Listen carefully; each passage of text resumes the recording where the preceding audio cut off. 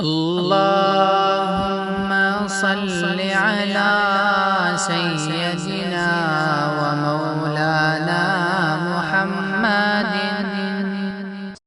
بسم اللہ الرحمن الرحیم۔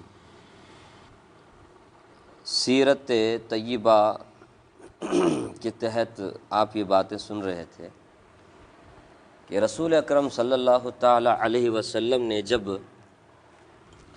توحید کی دعوت دینا شروع کی، شرک اور بت پرستی سے لوگوں کو روکا، تو بجائے آپ صلی اللہ علیہ وسلم کی بات پر غور کرتے اور پھر بات کو مانتے قبول کرتے، کفار مکہ مشرکین مکہ آپ کے دشمن ہو گئے اور بے تکی سوالات کرنے لگے، اعتراضات کرنے لگے۔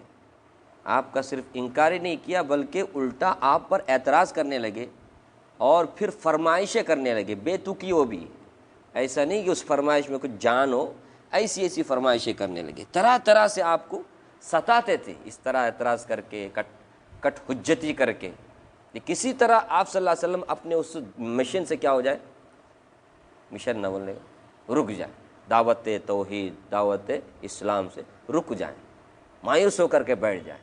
یہ ان کا مقصد تھا، ماننا تو نہیں، الٹے سیدھے سوال کر کے پریشان کرنا، تاکہ وہ پریشان ہو کر کے چھوڑ دیں دین کی دعوت۔ تو صاحب معالم التنزیل انہوں نے لکھا ہے، سورہ بنی اسرائیل کی آیتیں ہیں، وَقَالُوا لَن نُؤْمِنَ لَكَ حَتَّى تَفْجُرَ لَنَا مِنَ الْأَرْضِ يَنبُوعًا أَوْ تَكُونَ لَكَ جَنَّةٌ مِّن نَخِيلٍ وَعِنَبٍ فَتُفَجِّرَ الْأَنْهَارَ خِلَالَهَا تَفْجِيرًا أَوْ تُسْقِطَ السَّمَاءَ كَمَا زَعَمْتَ عَلَيْنَا كِسَفًا أَوْ تَأْتِيَ بِاللَّهِ وَالْمَلَائِكَةِ قَبِيلًا۔ یہ سورہ بنی اسرائیل کی کچھ آیتیں ہیں، ٹھیک ہے؟ یہ آیتیں کب نازل ہوئیں اسے ذرا سن لیجئے۔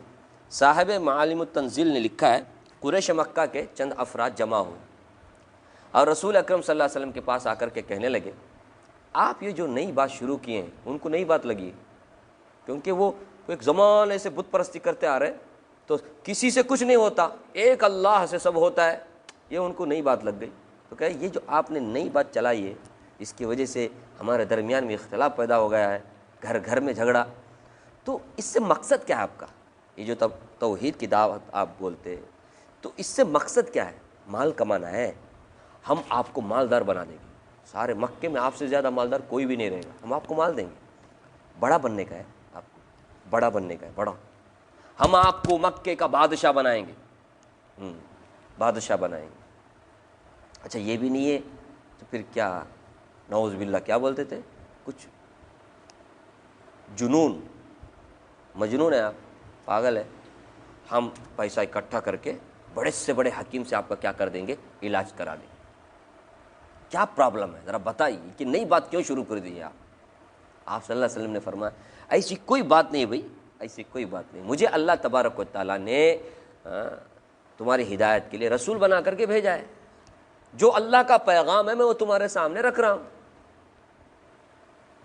اب جو کوئی مانے گا میں اسے بشارت سناتا ہوں، یہ مجھے کہا گیا ہے، جو نہیں مانتا ہے میں اسے ڈراتا ہوں۔ اب اگر کوئی میری بات کو مانے گا تو اس کی دنیا اور آخرت بن جائے گی، اور جو نہیں مانے گا تو آخرت میں اور دنیا میں وہ بھگتے گا۔ باقی میرے اور تمہارے درمیان میں جو اللہ فیصلہ کریں گے وہ فیصلہ آگے تم دیکھو گے، بس یہ کہا۔ اس کے بعد پھر ان لوگوں نے کہا ایسا کرو، اپنے رب سے سوال کرو، جس رب نے تمہیں رسول بنا کر کے بھیجا ہے اس سے سوال کرو کہ یہ جو پہاڑ ہے نا مکہ میں، آپ دیکھیں نا مکے میں آج بھی بہت سارے پہاڑ ہیں، حالانکہ بہت سارے پہاڑوں کو تراش کر کے بلڈنگیں بنا دی ہیں، پھر بھی کتنے کی پہاڑ ہے ابھی بھی۔ تو یہ مکے کی جگہ ایسی ہے کہ پہاڑی پہاڑ، وہ کہنے لگے یہ مکہ جو شہر ہے ہمارا، اس میں جگہ پہاڑ ہے، اس کی وجہ سے جگہ تنگ ہو گئی ہے، جہاں دیکھو کوئی سپاٹ جگہ نہیں ہے میدان کی طرح۔ تم اپنے رب سے سوال کرو یہ پہاڑوں کو ہٹا دے، ہمارے مکے کو بھی کیا کر دے، ایک دم سپاٹ، کہ وسعت ہو جائے جگہ میں۔ شام ہے، عراق ہے، وہاں دیکھو کیسی سرسبزی ہے، شادابی ہے، نہریں جاری ہیں، مکہ میں بھی ایک نہر جاری کر دے، اپنے رب سے کیا کرو، تم سوال کرو. یہ فرمائش ہے ان کے، ایک ایک فرمائش. یہ جو سورہ بنی اسرائیل ہے نا، اس میں ساری باتیں ہیں. او تفجر الانہار تفجیرا، یہ آپ اپنے رب سے معلوم سوال کر کے ہمارے شہر مکہ کو اس طرح سے سجانے کے لیے بولو. وہاں جیسے باغات ہیں، یہاں مکے میں کیا ہو جائیں باغات، جہاں نہر ہوتی ہے پھر وہاں باغ. اچھا یہ نہیں کر سکتے تو ایسا کرو، جتنے ہمارے پوروج سے پہلے جو گزرے ان سب کو زندہ کرنے کے لیے بولو. اس میں قصی بن کلاب بھی کیا ہو جائیں، یہ مشہور آدمی ہیں جب ان کے باپ داداؤں میں سے قصی بن کلاب، یہ آپ صلی اللہ علیہ وسلم کے باپ داداؤں میں آتے ہیں. تو قصی بن کلاب کو کیا کر دے، وہ زندہ کر دے. وہ سب آ کر کے بتائیں کہ آپ اللہ کے نبی ہیں، ہم مانیں گے آپ. قبروں سے اٹھ کر کے آدمی آ کر بولے تو ہمیں آپ کو مانیں گے. آپ صلی اللہ علیہ وسلم نے فرمایا کیسی باتیں کر رہے ہو، یہ سب میرا کام نہیں ہے، یہ میں نہیں کر سکتا. میرا کام کیا ہے، اللہ کے پیغام کو تم تک پہنچانا ہے، میں نے پہنچا دیا ہے. اب مانو گے تمہارا بھلا ہوگا، نہیں مانو گے تو تمہارا نقصان ہے. باقی آئندہ اللہ کیا فیصلہ فرمائے اس کا تم انتظار کرو. یہ پھر سے آپ صلی اللہ علیہ وسلم نے کہا. انہوں پھر کہنے لگے اچھا آپ اپنے رب سے سوال کیجئے کہ آپ کی تصدیق کے لیے ایک فرشتہ بھیج دے. ایک فرشتہ آ کر کے بولے کہ آپ اللہ کے رسول ہیں، ہم مانیں گے آپ. اور آپ اپنے رب سے یہ سوال کرو کہ آپ کو باغات ہوں، محلات باغات، اور پھر سونا چاندی کا خزانہ آپ کے پاس ہو. تو کیا ہوگا، آپ کی جو مالی کمی ہے نا، دنیا میں جو مال آپ کے پاس کم ہے وہ سب دور ہو جائے گا، آپ مالدار بن جائیں گے. تب ہم آپ کو کیا کریں گے، مانیں. دیکھو نا کیسی ذہنیت ان لوگوں. پھر آپ یہ کہ آپ ہمارے طرح بازاروں میں چلتے پھرتے ہیں، خریداری کرتے، لینا دینا کرتے، کھاتے پیتے ہیں، سمجھ میں نہیں آتا. رسول کوئی الگ تھلگ ہونا چاہیے، ہماری طرح کھانا پینا، بازار میں چلنا پھرنا، یہ کیا ہے. آپ صلی اللہ تعالی علیہ وسلم نے فرمایا کیسی سب باتیں کرتے ہو تم. پھر انہوں نے آگے یہ کہا کہ ایسا کرو، ہم تمہاری بات نہیں مانتے نا، تم بولتے نا نہیں مانے تو اللہ تعالیٰ عذاب دیتے، ڈراتے نا، تو پھر ہمارے اوپر آسمان کے ٹکڑے کر کے گرا دے.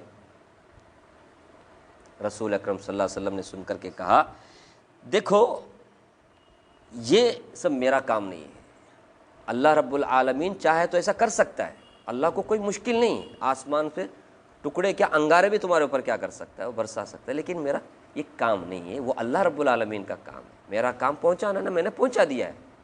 اس پر اس شخص نے ایک آدمی نے کہا اچھا ہم اس وقت ایمان لائیں گے جب اللہ رسول کو تم ہمارے سامنے پیش کرو گے.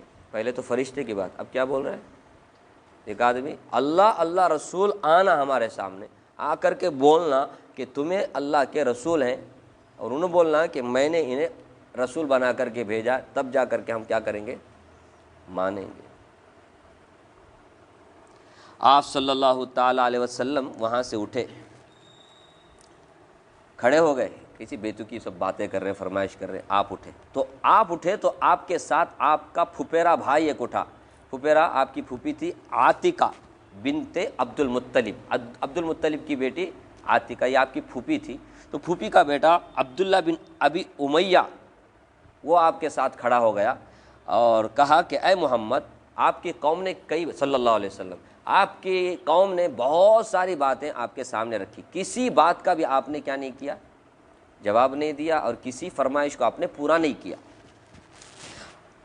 قبول نہیں کیا آپ نے. آپ ایسا کریں، میرے سامنے ایک سیڑھی رکھو، سیڑھی رکھ کر کے آپ آسمان پہ چڑھ جاؤ، چڑھ کر کے آسمان سے کتاب لے کے آؤ. کتاب لینے کے بعد آپ کے ساتھ فرشتہ بھی آنا، کتاب بھی لے کے آنا آپ اوپر سے آسمان سے، اور پھر فرشتہ بھی ساتھ میں آنا. اس طرح سے اگر ہو جائے تو ہم آپ کو نبی مانیں گے. نہیں سمجھے؟ یہ سب فرمائش، یہ سورہ بنی اسرائیل میں ہے، جو میں نے پڑھا نا آیت، اس میں ہے. آپ صلی اللہ علیہ وسلم یہ ساری باتیں سنیں تو آپ بہت غمگین ہوئے. اور آپ صلی اللہ تعالیٰ علیہ وسلم اسی غمگینی کے حالت میں تھے، بہت فکر مند تھے، اللہ رب العالمین نے وہ آیت نازل فرمائی جو سورہ بنی اسرائیل کے وقالوا لن نؤمن لك حتى تفجر لنا من الارض ينبوعا او تكون لك جنة من نخيل وعنب فتفجر الانهار خلالها تفجيرا او تسقط السماء كما زعمت علينا كسفا او تأتي بالله والملائكة قبيلا. یہ ساری آیتیں نازل ہوئی جس میں آگے اللہ نے فرمایا قل سبحان ربی، پیغمبر ان سب فرمائش کا آپ ایک ہی جواب دے دیں سبحان ربی کہ میرا رب پاک ہے. کیا مطلب؟ یہ جتنے سارے تم نے فرمائشیں کی نا، یہ سارے فرمائش کرنے سے وہ پورا کرنے سے عاجز نہیں ہے، تمہارے سارے فرمائش پورا کر سکتا ہے، وہ اس سے کمزور نہیں ہے، کر سکتا ہے، لیکن وہ کسی کا بھی پابند نہیں ہے کہ تم بولو تو کرے. وہ اللہ کسی کا پابند نہیں ہے، باقی وہ پاک ہے، وہ عاجز نہیں ہے، کمزور نہیں ہے، وہ ہر چیز پر قادر ہے. یہ کہا گیا. اور آگے کہا حل کنت الا بشر رسولا، اور آپ یہ بھی کہیے کہ میں تو ایک انسان ہوں، انسان. ہاں فرق یہ ہے کہ رسول بھی ہوں کہ میرے اوپر وحی نازل ہوتی ہے تو میں اللہ کا پیغام تم تک پہنچاتا ہوں. تو انسان ہونے کے ناطے انسانیت کا تقاضا ہے، بشریت کا تقاضا ہے، کھانا پینا، بازار میں جا کر خریداری کرنا، لانا لے جانا. اس حساب سے میں کھاتا ہوں پیتا ہوں، بازار میں جاتا آتا ہوں، بشر ہوں نا، تمہاری طرح انسان ہوں. رسول ہونے کی حیثیت سے میں اللہ کا پیغام تم تک پہنچاتا ہوں. ایک اللہ کی عبادت کرو، کامیاب ہو جائے گا. بت پرستی چھوڑ دو، ورنہ یہ بت پرستی تمہیں جہنم میں لے جائے. یہ رسول ہونے کی حیثیت سے میں تمہارے سامنے دعوت رکھ رہا ہوں. حل کنت الا بشرا رسولا، یہ ایک جواب دیجیے آپ صلی اللہ علیہ وسلم بول کر اللہ تعالیٰ نے یہ جواب دیا. میں یہ اس لیے عرض کیا کہ کس طرح سے آپ کو ستایا جاتا تھا، کس طرح سے آپ کے سامنے کوئی آ کر کے، کل ایک صاحب رو رہے تھے عشاء کے بعد، کیا کچھ بات ہو گئی تو نماز میں بھی یاد کر کے رو رہے تھے. اب سوچو یہ ایک تھوڑا سا آرگیومنٹ ہو گیا، بات چیت ہو گئی تو آدمی سوچ سوچ کر کے کتنا ٹینشن میں، کیا جب میرے ساتھ آ جائے، کیوں کیوں کیوں کچھ مار پیٹ نہیں ہوا، صرف آپس میں بات چیت ہوئی تو کیا ہو گیا، آدمی ٹینشن میں آ گیا. میں بولے آپ رات میں سو جاؤ، صبح میں سب غائب ہو جائیں گے، انشاءاللہ بھول جاؤ گے آپ. اللہ نے بھولنے کی ایک صفت رکھ دی ہر انسان کے اندر. کیوں؟ ہاں انسان، یہ دنیا کا نظام سسٹم، اس کا گھر چلنا، نہیں تو دنیا کا نظام ٹھپ پڑ جائے گا. تو آپ سوچو اتنی ساری فرمائش ہے، ایسے بےتکی سوالات وہ کرتے تھے تو آپ کو کتنا ٹینشن آئے گا ہوگا. اللہ تعالیٰ کو تسلی دینا پڑتا تھا، یہ اندازہ لگاؤ آپ صلی اللہ علیہ وسلم. اسی طرح نظر ابن حارث بول کر کے اسلام کے بہت سارے دشمن اس زمانے میں تھے، ابو جہل، ابو لہب وغیرہ. اس میں ایک نظر ابن حارث، یہ بھی بڑا اسلام کا دشمن تھا. اس زمانے میں سمجھنا کچھ مشکل نہیں، دیکھو نا آپ بھی کیسے کیسے دشمن پیدا، اللہ سب کو ہدایت دے، اللہ ہدایت دے. تو ایک آیت نازل ہوئی سورہ لقمان میں، وَمِنَ النَّاسِ مَن يَشْتَرِي لَهْوَ الْحَدِيثِ لِيُضِلَّ عَن سَبِيلِ اللَّهِ بِغَيْرِ عِلْمٍ وَيَتَّخِذَهَا هُزُوًا أُولَٰئِكَ لَهُمْ عَذَابٌ مُّهِينٌ. یہ آیت اس موقع پہ نازل ہوئی جب نظر ابن حارث، جو اسلام کے دشمن میں سے بہت بڑے دشمنوں میں سے ایک دشمن تھا، وہ اس نے کیا کیا، ایک باندی خرید کر کے لایا جو گانا گاتی تھی. جس کسی کے بارے میں معلوم ہوتا تھا کہ یہ اسلام کا ارادہ کر رہا ہے، اسلام کی طرف مائل ہو رہا ہے، اسلام کی طرف جانے والا ہے، مسلمان ہونے والا ہے، اس کا ارادہ ایسا ہی ہے، تو فوراً اپنی اس باندی کو لے جاتا تھا اس کے پاس، اس آدمی کے پاس، اور باندی سے کہتا اسے کھلا پلا اور اس کے بعد اچھا گانا گا. اس طرح سے کرتا. اور اس شخص سے کہتا تھا وہ جو تمہارے کو حضرت محمد صلی اللہ علیہ وسلم بلاتے نا، نماز پڑھو، روزہ رکھو، یہ کرو وہ مت کرو، اس سے کتنا ہی اچھا ہے، دیکھو اس کو سن، اس کو سن، نہیں سمجھے، اس کا گانا سن، اس کا ناچنا سن، اسے دیکھ. نہیں سمجھے؟ آج بھی ہوتا ہے نا. یہ ساری فلم انڈسٹری کیوں آئی ہے؟ کیوں ہے؟ سب کو اللہ کے رسول سے، دین سے، قرآن سے، حدیث سے دور کرنے کے لیے، اور کچھ نہیں. یہ نظر ابن حارث نے شروع کیا تھا اس زمانے میں. اور ایک روایت میں معلوم ہوتا ہے یہ جاتا تھا فارس، ایران جا کر کے، بڑا تاجر تھا، جا کر کے آتا تو کتابیں لے کے آتا تھا، قصے کہانی کی کتابیں، اور آ کر کے جس کسی کے بارے میں معلوم ہوتا تھا کہ اسلام کی طرف تھوڑا سا مائل ہو رہا ہے، تھوڑا سا ادھر جانے والا ہے، تو جا کر کے اس میں اسپندر یار اور کیا کہتے ہیں وہ رستم وغیرہ کے قصے اس میں تھے، تو بولتا تھا یہ قصے سنو، یہ بہتر ہے اس سے جو تمہارے وہ حضرت محمد سناتے نا صلی اللہ علیہ وسلم، عاد، سمود، نوح، آدم، یہ سب کے قصے سنو، اس سے کتنا کی بہتر ہے یہ قصہ ہے، رستم اسپندر یار کے قصے سنو، بول کر کے کیا کرتا تھا، لوگوں کو اسلام سے روکتا تھا۔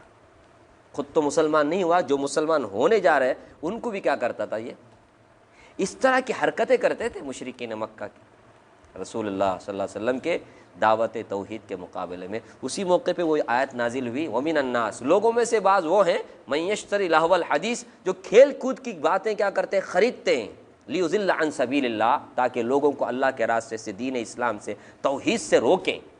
اللہ نے فرمایا وَيَتَّخِذَهَا هُزُوًا، اللہ کی آیتوں کا ان لوگوں نے کیا کر لیا، مذاق اڑایا، اللہ کی آیت کے مقابلے میں قصے کہانیاں۔ فرمایا اولئک لہم عذاب مہین، ان کے لیے ذلت اور کیا کہتے ہیں انسلٹ کرنے والا عذاب اللہ تعالیٰ دیں گے۔ تو یہ اس موقع پہ نازل ہوئی۔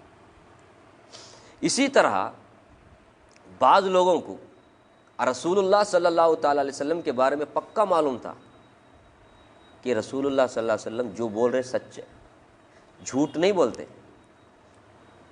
ایک مرتبہ ایسا ہوا کہ اخنس بن شریق ایک بہت بڑا آدمی تھا، اس کی ملاقات ہوئی ابو جہل سے۔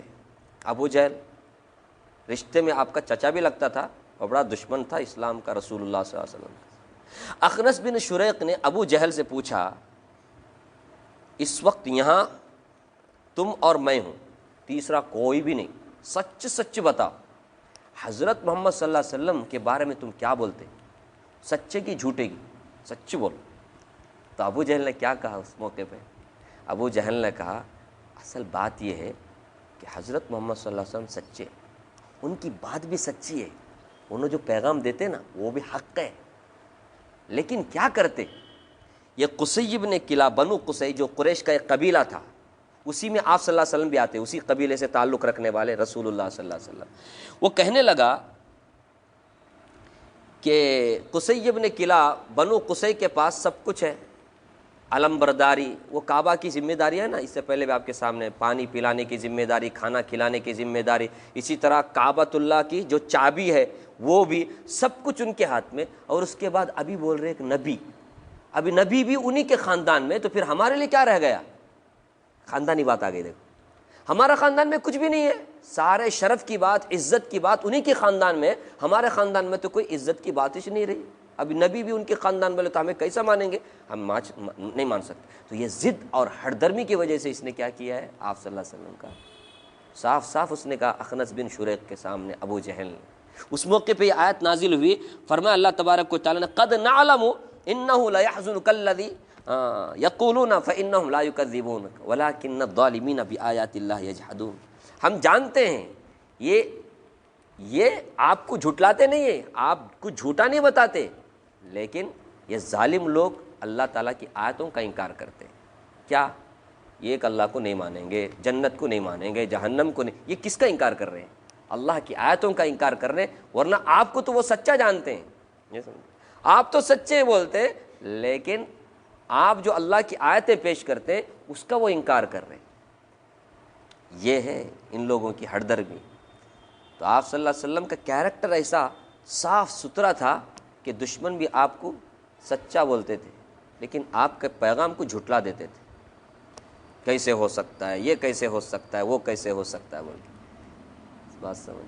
تو یہ آپ صلی اللہ علیہ وسلم کے ساتھ جو باتیں پیش آئی اس کو میں نے آپ کے سامنے رکھا۔ اتنا ہی نہیں، بعض لوگوں نے یہ بھی کہا ہم آپ کو مانتے تھے۔